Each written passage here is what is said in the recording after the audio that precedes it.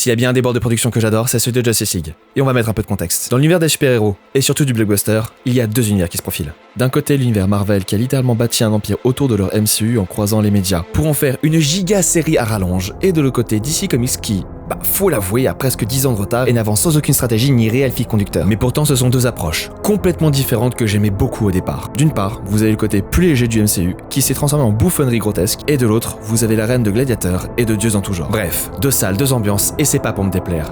Mais revenons à nos moutons. Justice League a été réalisé par Zack Snyder, à qui l'on doit 300 ou encore Watchmen. Il a initié le DCEU, DC Comics Entertainment Universe, avec Man of Steel, qui était une approche très contemplative de l'univers des super-héros et notamment de Superman. Quelques mois après, il continue sa course dans cet univers en proposant un titre accrocheur, Batman v Superman, Dawn of Justice. Tout le monde est excité, moi y compris, et attend avec impatience ce film de gladiateur inspiré du comics The Dark Knight Returns. Mais bon voilà, les soucis commencent déjà. Snyder n'est pas un réalisateur qui est vraiment apprécié au sein de la majeure Warner Bros, qui produit la plupart de ses films. Parce qu'il est connu pour faire des films qui connaissent toujours une nouvelle sortie et un succès post-box-office, en offrant une director's cut au spectateur. Watchmen s'est vu aller au box-office avec une durée de 2h42 et avoir une ultimate cut de 3h35. Man of Steel avec une durée de 2h23 et c'est tout. Je crois que c'est un film dont il est très content parce que j'ai pas trop entendu souci dessus. BVS, donc Batman v Superman, au cinéma avec 2h32 et une sortie ultimate cut avec 3h02 de film. Et là, on commence à sentir le roussi. C'est pendant le chantier de BVS que Snyder a commencé à avoir quelques déboires de prod avec la Warner. Le film étant jugé trop long, la majeure oblige Zaki à couper son film. Ouais, je l'appelle Zaki.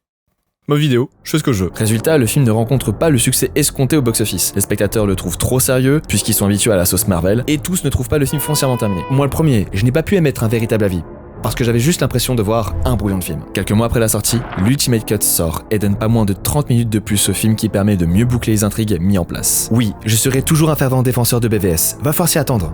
Je trouve que c'est un très bon film de super-héros qui traite justement de la mythologie des gladiateurs et du rapport aux dieux. Il a des défauts, y a pas de problème, mais je les aime. Et encore une fois, ce sont mes critères, et c'est pas sujet de cette vidéo. Voyant une nouvelle fois le succès de son film post-box-office, Zack Snyder continue sa lancée sur un nouveau projet d'ici, et annonce une nouvelle sortie au Comic-Con de Los Angeles en 2016. Évidemment, après une introduction des méta-humains avec Aquaman, Cyborg ou encore Flash dans Dawn of Justice, le titre en disait déjà long sur ce qui allait suivre. La suite se devait d'être limpide, un Justice League était en préparation, et un premier teaser était là pour faire bien passer la sauce. J'étais hype, vous étiez hype, tout le monde était hype. Enfin bref, c'était vraiment trop cool. Le seul bémol dans tout ça, c'est qu'on sentait que la production avait commencé à flipper, en incorporant des petites blagues par-ci par-là dans le teaser entre Bruce Wayne et Barry Allen pour rendre le tout un peu moins sérieux, plus marvelesque. Stop right there. I'm in. Des discussions en prod pour que le film ne fasse que 2 heures, et non 3 comme annoncé au Comic-Con par Zack Snyder, et là, autant soulever un sujet. C'était un Avengers Made in DC qui était en préparation, avec pas moins de 6 super-héros à l'affiche. Et personnellement, je ne pense pas qu'un film de 2 heures c'était le meilleur format pour un tel projet. Pour exemple, Avengers durait 2h23 et mettait en scène le même nombre de héros qui ont tous leur moment de gloire à l'écran. Dans Justice League, DC devait aussi parler d'un monde sans Superman et de sa potentielle résurrection. He's back. Comment traiter d'un sujet pareil dans un film qui dure à peine 2 heures, générique compris, sans être ultra rush? La question se posait. La Warner commence déjà à briser les notes de Zack Snyder et ce n'était que le commencement des emmerdes. Le film est shooté pas en post-production, quand malheur. La fille de Zack Snyder, âgée de 18 ans, met fin à ses jours. Il lâche totalement le film et la post-production pour se consacrer entièrement à sa famille. Puis vu comment ça se passait en coulisses, le gars a dû se dire « fuck it ». La Warner s'en frotte les mains et se dit qu'il récupère enfin ce projet pour en faire ce qu'ils en attendent. Mais bon, un film sans réalisateur, c'est quand même moyen. Du coup, la discussion de qui allait récupérer la patate chaude s'activait de partout. Et la Warner se demande qui de mieux que le gars d'Avengers pour faire notre Avengers? Oui. Joss Whedon a été appelé pour reprendre le flambeau et le drame se produit au fil des mois. Réécriture partielle du film, changement de ton considérable, reshoot, sans parler du changement de design pour certains personnages, et les divers problèmes avec les acteurs, dont des menaces de ruiner leur carrière. Bref, Whedon devient Whedon. Non, on va l'enlever celle-là. Et c'est pour les reshoots qu'on arrive au plat de résistance.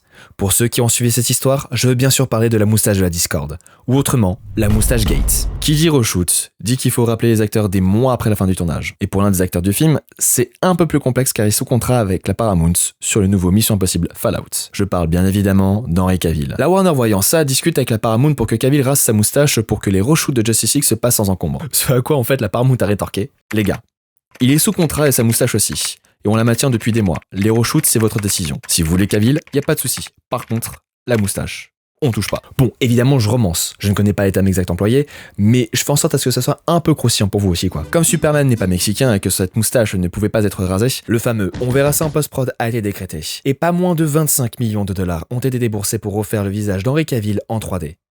25 millions de putain de dollars. J'abuse et je joue les Marseillais ou les Espagnols en fonction de ceux qui me connaissent. Les 25 millions de dollars, c'est pour le tournage des reshoots, mais dedans, il y a aussi la moustache. Le film sort enfin en salle. Et c'est la douche froide pour DC et Warner, qu'on se le dise. Un week-end d'ouverture très timide pour un tel film, 93 millions domestiques, et un total de 658 millions de recettes dans le monde entier, dont 229 sur le sol américain. Le film a coûté 300 millions de dollars, hors coût marketing.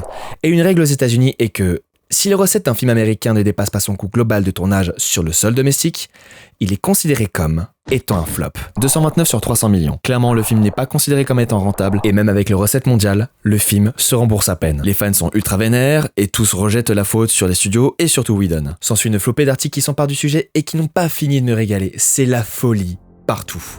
Une pétition traverse toute la toile et demande la Snyder Cut. Bon, j'avoue, je suis un gros fan, donc oui, j'ai signé cette pétition. Puis vient l'été 2020. Snyder annonce la reprise de son projet avorté, sans concession. Et la sortie se fera sur HBO Max, la nouvelle plateforme VOD de Warner. Tout ça pour éviter un trop gros coup pour la sortie. Parce que bon, il y en a quand même pour 70 millions de dollars pour sortir Projet du placard.